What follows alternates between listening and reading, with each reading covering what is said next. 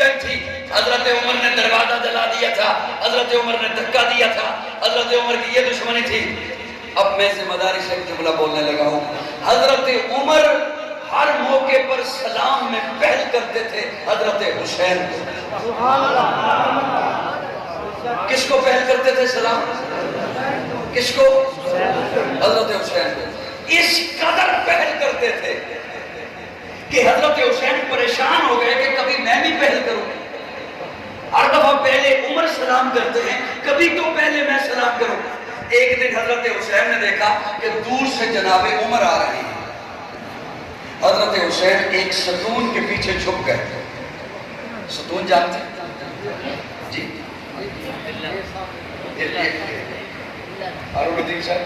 حضرت حسین ستون کے پیچھے چھپ گئے کہ جیسے ہی عمر قریب آئیں گے نا، میں یکدم ستون کے پیچھے سے نکلوں گا اور میں سلام کروں گا، آج پہل میری ہو جائے گی۔ لیکن جیسے ہی حضرت عمر قریب آئے نا، ابھی حضرت حسین ستون کی اوٹ سے نکلے نہیں، حضرت عمر نے پہلے کہہ دیا حسین السلام علیکم۔ حضرت حسین فرماتے ہیں وعلیکم السلام، آپ کو کیسے پتا چلا کہ میں یہاں تھا؟ مجھے سن لیں؟ آپ کو کیسے پتا چلا کہ میں؟ اس جملے کو سونے کے پانی سے لکھا جائے نا تب بھی حق ادا نہیں ہوتا۔ حضرت حسین پوچھتے ہیں عمر آپ کو کیسے پتا چلا کہ میں یہاں تھا؟ حضرت عمر فرماتے ہیں حسین تیری صرف شکل نبی والی نہیں، تیری خوشبو بھی نبی والی۔ مجھے تیری خوشبو نے بتایا ہے کہ یہاں حسین۔ اب جو میں جملہ بولنے لگا ہوں مجھے یقین ہے 80% شاید بندے کہیں پہلی دفعہ سننے لگے، شاید زیادہ ہی کہہ رہے، آج تک تو کسی مولوی نے نہیں سنایا۔ حضرت عمر ایک دن صحابہ کی مجلس میں کہتے ہیں میرا دل کرتا ہے میں حسن و حسین کے جہاد پہ جانے پہ پابندی لگا دوں۔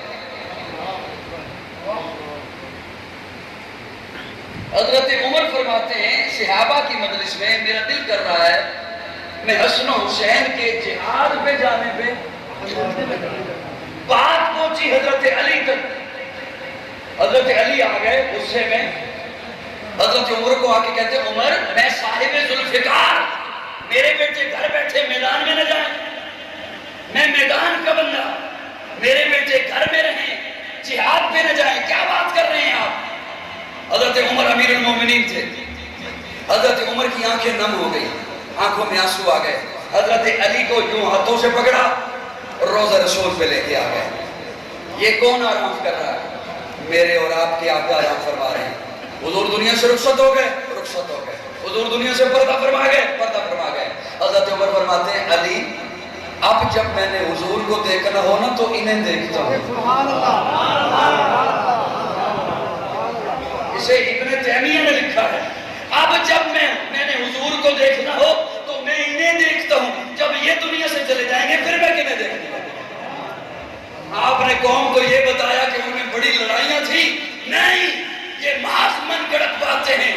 اور قرآن جو کہہ رہا ہے رحماء بینہم، تو میں سوال کرتا ہوں رحماء بینہم کا اطلاق کیا عمر کا اپنی ذات کے لیے ہے؟ ابو بکر کا اپنی ذات کے لیے ہے؟ نہیں، رحماء بینہم صحابہ اور اہل بیت کے لیے قرآن کہہ رہا ہے، اپنی اپنی ذات کے لیے بھی ہے۔ یہی ہمارا ایمان ہے، یہی ہمارا نظریہ ہے کہ جو صحابہ نے باتیں پہنچائی ہیں وہی اہل بیت نے پہنچائی ہیں، جو صحابہ کا ایمان ہے وہی اہل بیت کا ایمان ہے۔ ان کی محبت میں قرآن بولا، ان کی مودت میں قرآن بولا، ان کی عبارت میں قرآن بولا، ان کی طہارت میں قرآن بولا۔ اسلام اندر اسلام دونوں، ایمان اندر ایمان دونوں۔ گر قرآن کی سطر ہے جماعت صحابہ تو زیر و زبر اہل بیت نبی ہے۔ سبحان اللہ۔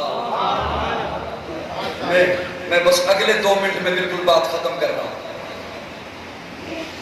حضرت عثمان ڈبل وظیفہ دیتے تھے حسن و حسین کو۔ یقین جانے ڈاکٹر عبدالوحید صاحب، یہ لوگ دل سے میرے لیے، ان کے لیے میرے دل سے دعائیں بھی کر رہی ہیں۔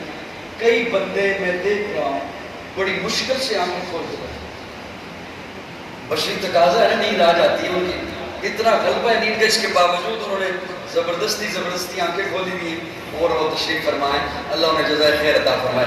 بس آخری جملہ میں عرض کر رہا ہوں آپ کے حوالے۔ ایک حضرت عثمان دگنا وظیفہ دیتے تھے حسن حسین کو۔ ایک صاحب نے سوال کر دیا، یہ باتیں میری نوٹ کر لیجئے، میں ذمہ داری سے بول رہا ہوں، لکھ لیجئے، اگلی نسل کو بتائیے، ان کے کام آئے گا۔ ایک صاحب نے سوال کیا، حضرت بیت المال سے وظیفہ آتا ہے، جتنا وظیفہ ہمیں ملتا ہے اتنا ہی حسن حسین کو ملنا چاہیے، انہیں آپ زیادہ وظیفہ دیتے ہیں۔ حضرت عثمان فرمانے لگے، میں جتنا وظیفہ بیت المال سے تمہیں دیتا ہوں اتنا ہی انہیں دیتا ہوں، انہیں جو اضافی دیتا ہوں وہ بیت المال سے نہیں دیتا، عثمان اپنی جیب سے دیتا ہے۔ اسی لیے ایک صاحب نے سوال کر دیا حضرت حسین کے ساتھ، حسین آپ کا دسترخوان اتنا وسیع ہے، آپ اتنا کھلا خرچ کرتے ہیں، آپ کا ہاتھ اتنا کھلا ہے، اتنے شاہ خرچ ہیں، اتنا مال کہاں سے آتا ہے؟ حضرت حسین سے سوال کیا۔ حضرت حسین فرماتے ہیں، میرے پاس مال کے آنے کے دو ذریعے ہیں، ایک ذریعہ وہ ہے جس سے مجھے پوچھ کر مال خرچ کرنے کی اجازت ہے، ایک ذریعہ وہ ہے جس سے مجھے بنا پوچھے مال خرچ کرنے کی اجازت ہے۔ وہ صاحب پوچھتے ہیں وہ کون سے؟ حضرت حسین فرماتے ہیں جس سے مال پوچھ کر خرچ کرنے کی اجازت ہے وہ عبد الرحمن ابن عوف کا مال ہے، اور جس سے بنا پوچھے مجھے خرچ کرنے کی اجازت ہے وہ عثمان بن عفان کا مال ہے۔ یہ محبتیں ہیں صحابہ اور اہل بیت کی، یہ وہ محبتیں ہیں جو آج ہم تک بھی پہنچی ہیں، اور ان کی وجہ سے آج ہم تک اسلام آیا ہے، ہم پر ایمان آیا ہے۔ یہی وجہ ہے کہ جس طرح صحابہ ہمارا ایمان ہے اسی طرح اہل بیت ہمارا ایمان ہے۔